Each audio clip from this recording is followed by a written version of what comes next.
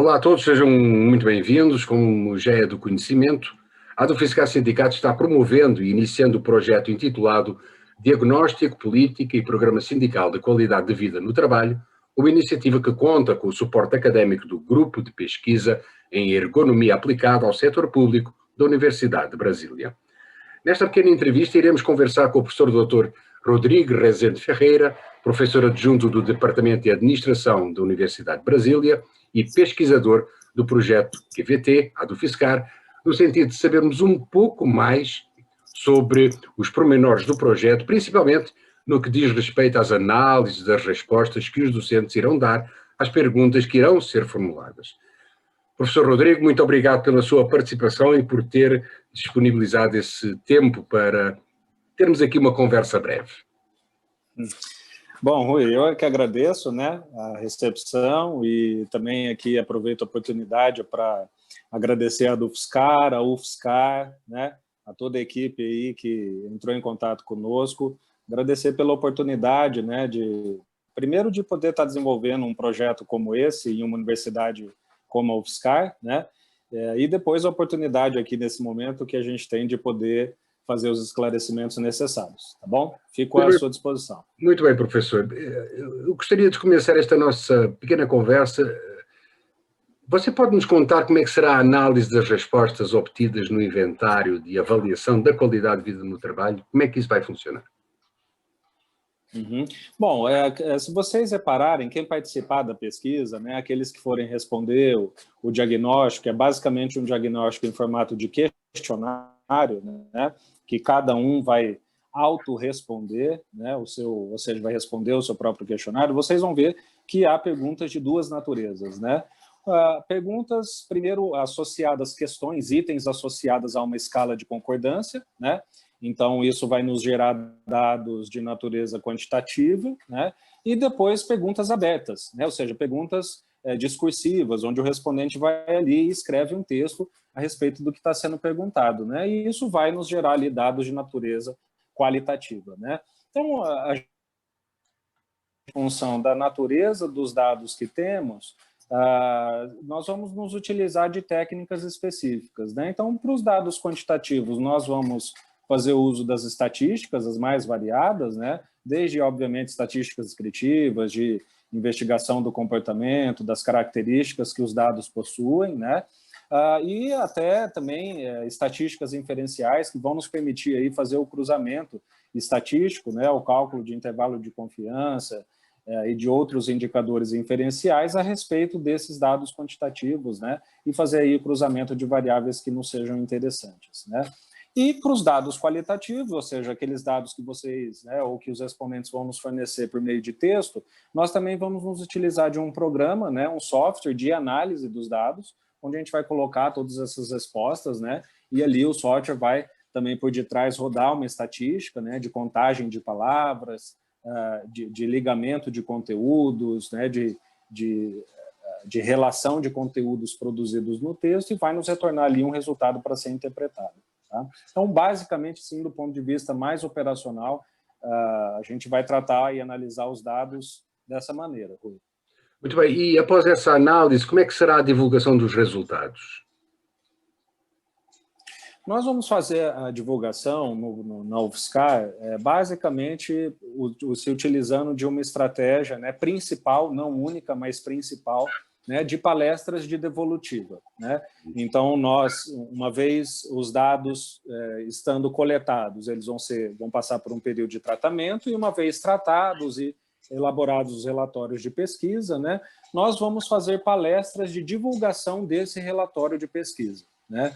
E aí nós temos pelo menos aí já 3 datas acordadas, né, para poder fazer essa divulgação. Primeiro, uma palestra direcionada apenas para o corpo gestor do projeto dentro da UFSCar, né? Então, os coordenadores do projeto, o pessoal da UFSCar, a equipe da UFSCar que, né, está à frente desse projeto da universidade, né? E depois 2 palestras de divulgação mais aberta para os campi, né? Então, uma primeiro destinada a gestores, né, do campi da UFSCar, e depois uma totalmente aberta, né, a toda a comunidade da UFSCar, a toda a comunidade da universidade, né, onde a gente vai poder realmente expor, né, em detalhes todo o nosso relatório de pesquisa, tanto da parte quantitativa, a parte qualitativa, os gráficos, os resultados, as mensagens que os resultados trazem, né, quais são os próximos passos, enfim.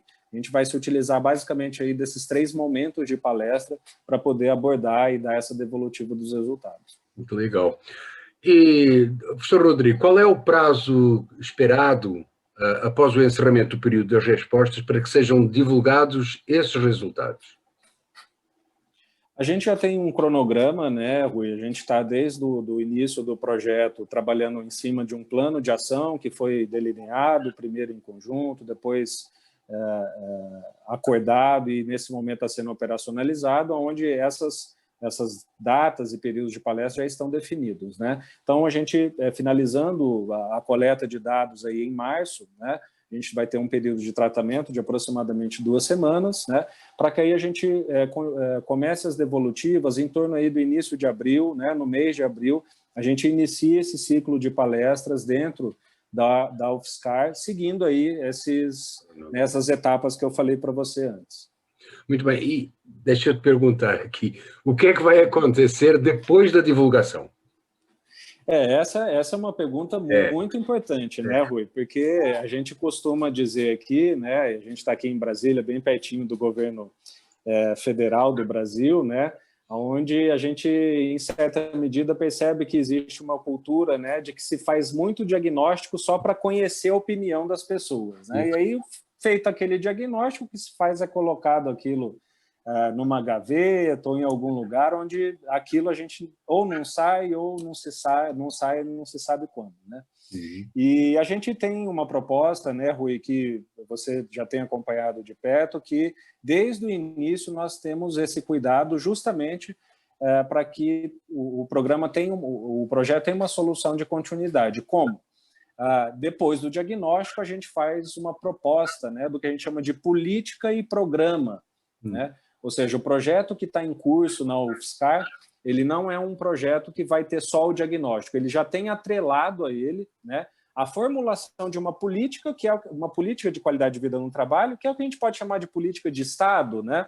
Ou seja, aquilo que é permanente, que saiu do diagnóstico, que a gente vê como permanente em termos de norma, de conduta organizacional, e com base nessa política nós também vamos formular junto à equipe aí da UFSCar o que a gente chama de programa, né? Que são basicamente as ações concretas, propriamente ditas, né, decorrentes do diagnóstico e da política. Então, o projeto que está em curso na UFSCar, ele contempla essas 3 macroetapas, né, diagnóstico, formulação de política e formulação de programa, de modo que quando a gente concluir esse projeto, a UFSCar vai estar municiada, né, de já 2 grandes elementos muito importantes do ponto de vista organizacional, que são política e programa, né? Obviamente, para além do diagnóstico, que é aquilo que todo mundo quer saber, o que as pessoas pensam, né? Então, para além do diagnóstico, a gente também pretende entregar aí para a UFSCar essa política e esse programa. Aí, claro, né, Rui, você sabe que a coisa entra em um segundo momento, que é a implementação e avaliação dessa política e programa, né? Que aí é uma tarefa que vai ficar fortemente baseada, né, na gestão da universidade, fortemente baseada na gestão da UFSCar, fortemente baseada na comunidade da UFSCar, que tem aí a responsabilidade de pegar, introjetar, né, compreender essa política, esse programa e operacionalizá-la, né? Então, é claro que a gente sabe que, mesmo com política e programa, não basta ter, é preciso fazer, né? Mas a nossa intenção e o projeto tem sido todo desenhado para que a gente consiga amarrar ao máximo, tá? Não só a questão do diagnóstico, mas política e programa, de modo que isso tenha uma solução de continuidade dentro da universidade. Fique consolidado. Professor Rodrigo, deixa eu fazer esta pergunta, que esta é uma pergunta capciosa, mas não é a minha pergunta. Tudo bem, vamos lá. Por que é que vale a pena participar desta pesquisa? Olha, excelente pergunta, né, Rui? Eu queria, assim, agora, nesse momento, me dirigir àquelas pessoas que vão participar do diagnóstico, né, e realmente sensibilizá-las no sentido de participar da pesquisa, né? Bom, eu acho que a primeira grande razão, Rui, é que é o que a gente costuma dizer, né? Em um cenário que a gente percebe no serviço público, onde a qualidade de vida no trabalho não tem nenhum ou muito pouco espaço dentro do debate da gestão organizacional, né? Então, você vê que hoje a grande maioria das organizações, né, tem a questão da qualidade de vida no trabalho ou como acessória, né, ou nem tem, né? Então, eu acho que a primeira razão para participar dessa pesquisa é porque a própria pesquisa já é um espaço de fala que o servidor, que a comunidade da Universidade Federal de São Carlos vai ter para falar sobre o assunto, né? Então, isso, para quem, né, geralmente diz, com razão, como eu disse, né, porque a gente sabe que infelizmente é essa regra, para quem diz que, em geral, o meu trabalho, né, minha organização não me ouve, não quer saber o que eu penso, não quer saber quais são as minhas necessidades, não me dá ouvido, né? Então, em um cenário onde essa é a regra, essa pesquisa se torna uma exceção, né? Então, eu queria primeiro chamar a atenção para isso, de que a pesquisa vai ser um espaço de fala muito importante, onde as pessoas vão poder falar qual é a sua real opinião, né? Muito importante, Rui, de modo sigiloso, né? Então, muito importante lembrar de que não há nenhum tipo de identificação pessoal possível das pessoas, né? Vocês vão ver lá no final do questionário que, claro que a gente vai perguntar, né? Qual é a sua idade, qual a sua formação, tem ali aquelas que a gente chama de variável de perfil, mas aquelas variáveis não vão ser utilizadas para identificar ninguém, né? São variáveis que a gente utiliza para identificar um coletivo de pessoas, né? O que é um grupo? Então, isso só para reforçar de que a resposta é sempre sigilosa, né? Os bancos de dados, toda a pesquisa vai ser administrada por nós, pela equipe técnica, né? Nada está hospedado dentro da UFSCar, né?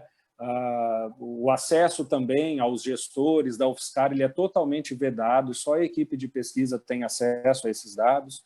Então, assim, isso só para reforçar a questão do sigilo, porque a gente sabe que justamente as pessoas às vezes não falam porque tem receio, né, de serem identificadas. Então, a primeira razão é essa, tá, Rui? Um espaço de fala sigiloso, confiável, né, onde as pessoas vão poder realmente falar sobre o que elas pensam relacionados à QVT. A segunda razão, e aí eu encerraria por aqui, né, mas a segunda grande razão, Rui, é realmente para se participar, é realmente a oportunidade das pessoas estarem participando de um projeto que tem, sim, muita chance de ter um impacto real na vida delas, na vida organizacional, na vida da UFSCar, né?